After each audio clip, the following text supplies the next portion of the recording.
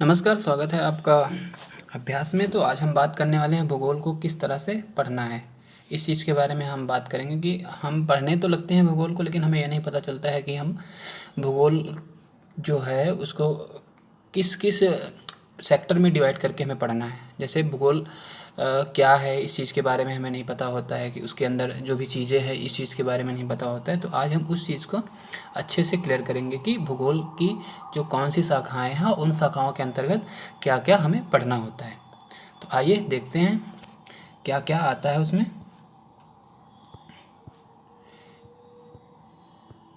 तो सबसे पहले अगर हम बात करें कि सामान्य परिचय की, तो भूगोल का जो सामान्य परिचय है, तो भूगोल जो दो शब्दों से मिलकर बना हुआ है, जियो और ग्राफो। तो जियो और ग्राफो ये जो दो शब्द हैं, ये हो गया हमारा जियो और ये हो गया ग्राफो, ये दो दो शब्द हैं, ये ग्रीक भाषा के शब्द हैं।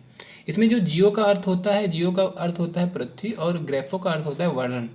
तो अगर दोनों को मिला दें तो बन के आता है जियोग्राफी, जो होता है हमारा भूगोल।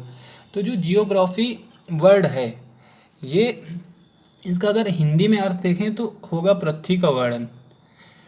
तो अगर हम जियोग्राफी के विकास क्रम की बात करें, या फिर जियोग्राफी की जो मतलब प्राचीनतम जिन जिन लोगों ने इनमें अच्छे से अपने आप को देखा है, या फिर अपनी उनको उनके इंटरेस्ट रहा है जियोग्राफी में, तो उनकी अगर हम बात करें तो सबसे पहले अगर हिप्पोक्रेटस की हम बात करें, तो हिप्पोक्रेटस जो थे, तो उन्होंने मानव जो है ये बताया कि मानव पर पर्यावरण का प्रभाव पड़ता है। हिप्पोक्रेटस ने ये चीज़ बताई।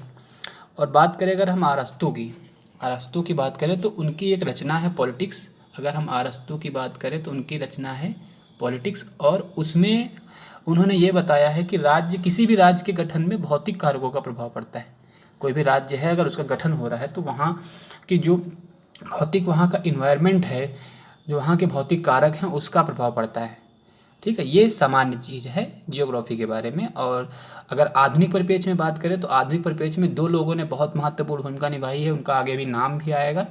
एक कार्ल रिटर और दूसरे हमारे होंगे अलेक्जेंडर वान हम्बोल्ट। इनकी एक रचना भी बहुत प्रसिद्ध है अलेक्जेंडर वान हम्बोल्ट की एक रचना है कॉस्मोस। कॉस्मोस, इसमें इन्होंने विस्तृत जानकारी जियोग्राफी के बारे में दी है। अब कुछ वर्ड होते हैं जैसे जियोलॉजिया।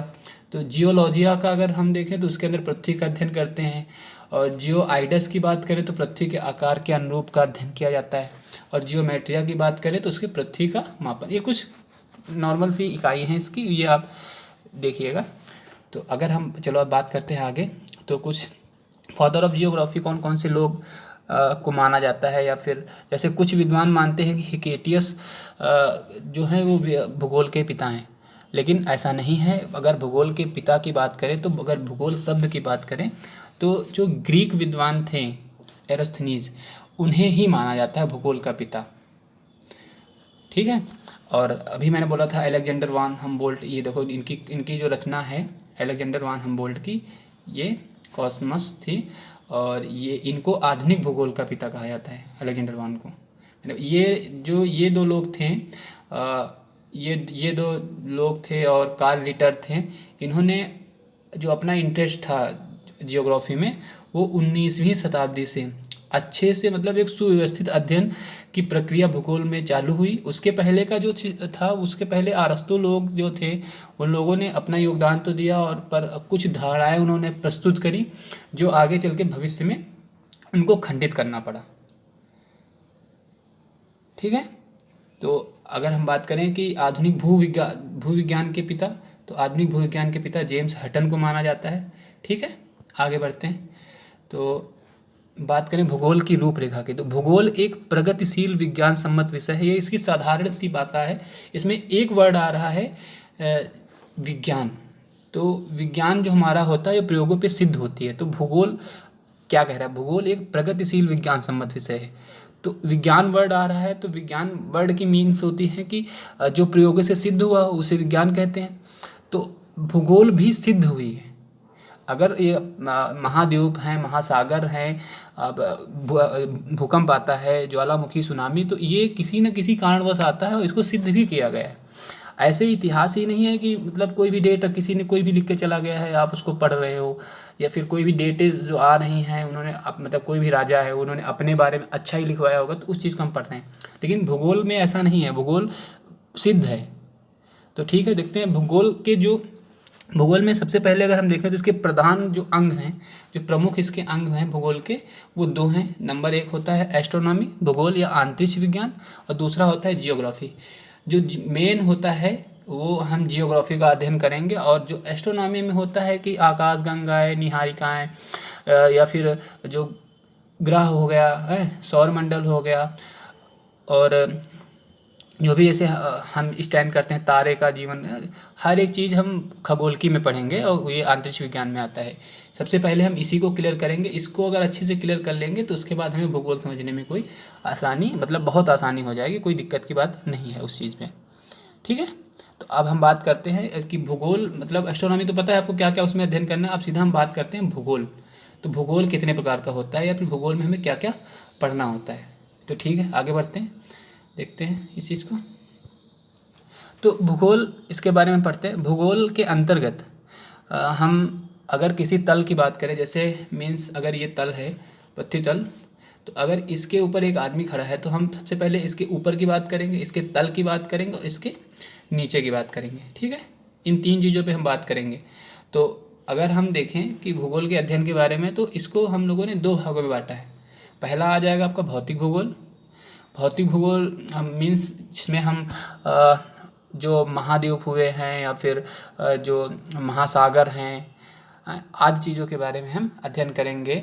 जैसे सुनामी हो गए, काफ़ी चीज़ें हो गई। और मानव भूगोल में जो मानव के जनित द्वारा, जो मानव जनित द्वारा उनको मतलब पैदा किया गया है, उस चीज़ के बारे में हम अध्ययन करेंगे जो मानव जनित है। ठीक है, तो आगे हम बात करते हैं कि भौतिक भूगोल क्या होता है। तो अगर हम भौतिक भूगोल की बात करें तो इसके अंतर्गत, इसमें लिखा है भौतिक, इसके अंतर्गत पृथ्वी के भौतिक तथ्यों का भौगोलिक अध्ययन करते हैं।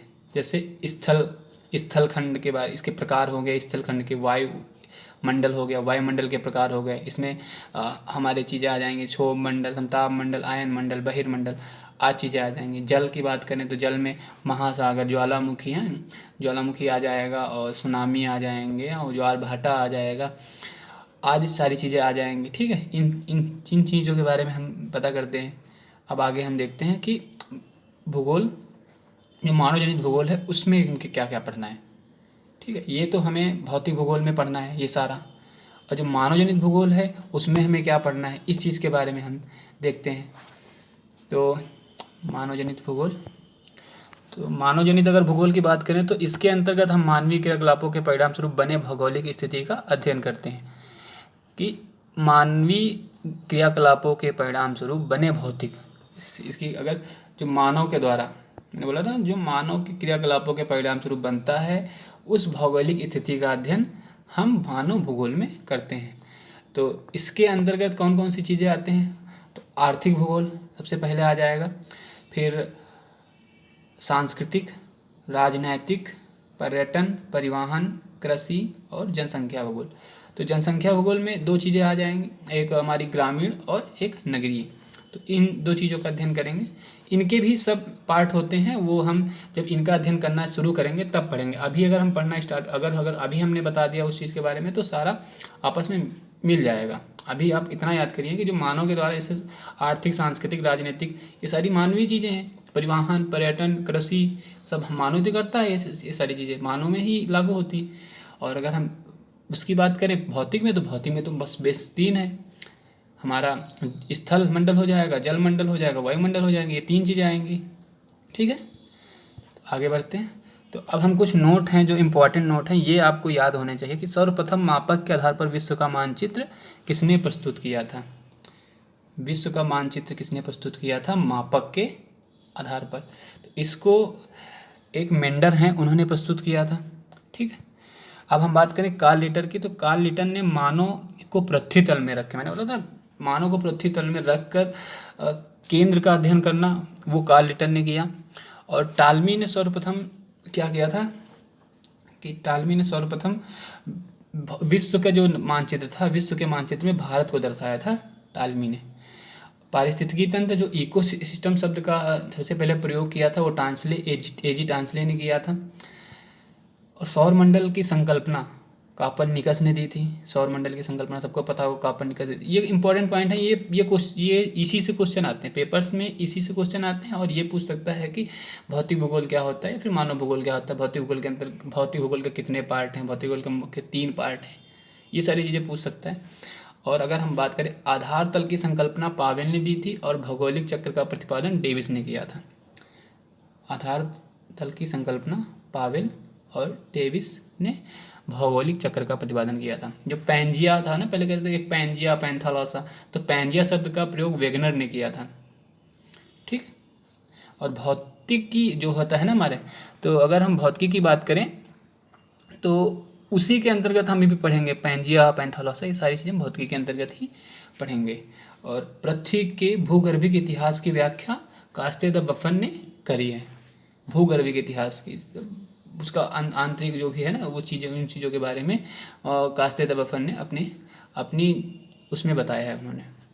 ठीक है, आगे बढ़ते हैं। तो कुछ से संबंधित इनकी रचनाएं हुई हैं, जैसे सिद्धांत शिरोमणि। हाँ, सिद्धांत शिरोमणि हो गई, ये भास्कर की है। और जियोग्राफिका, ये स्ट्रैबो की है। किताबुल हिंद अलबरूनी ने लिखी थी, किताबुल अलबरूनी के द्वारा लिखी गई है किताबुल हिंद। और द जियोग्राफी टालमी ने लिखी थी, आर्यभट्ट के द्वारा लिखी गई है। तो आज जो हमने जिस चीज़ के बारे में किया है वो भूगोल को किस तरह से पढ़ना है, आज का वीडियो बस इतना ही रहेगा। तो अगर हम अब बात करें तो अब हम वीक में 2 वीडियोज़ आएंगे हर हफ्ते, उसमें हम हिस्ट्री और जियोग्राफी को अच्छे से स्टार्टिंग से कवर करते हुए चलेंगे। ठीक है, आज के लिए इतना ही। नमस्कार।